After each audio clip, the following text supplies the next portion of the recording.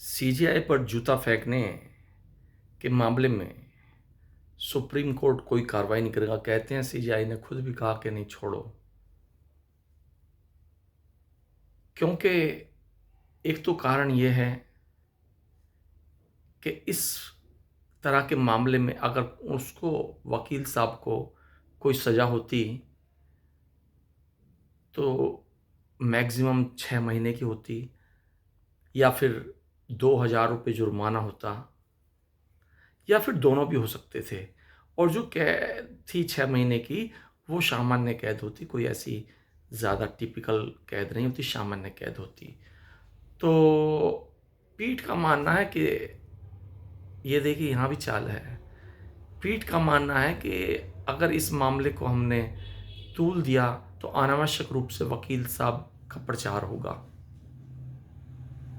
आप प्रचार होगा, ये भी पीठ को थोड़ा मंजूर नहीं है कि एक वकील फेमस हो जाए कि हाँ, उन्होंने अगर कुछ गलत महसूस किया तो सीजेआई के ऊपर जूता फेंक दिया।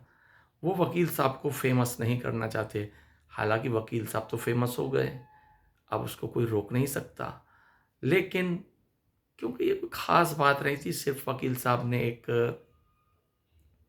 विरोध किया था, किसी कथन का विरोध किया था, और वो करना भी चाहिए। हर एक आम वकील साहब ही नहीं, हर एक आम आदमी को अपना विरोध तो जता ही देना चाहिए। तो खैर फिलहाल कोर्ट उन पर कोई भी कार्रवाई नहीं कर रही, और वकील साहब जिस तरह से प्रैक्टिस कर रहे थे उसी तरह से प्रैक्टिस करते रहेंगे। लेकिन वो प्रकरण कभी ना भूला जाएगा, और सीजेआई साहब की धर्म विरोधी जो बात थी, अमर्यादित बात थी, वो अब क्या ख़त्म होने वाली है। वो दाग, इस प्रकरण में जो भी दाग लगा, वकील साहब पर कोई दाग नहीं लगा। अगर दाग लगा तो वो सीजेआई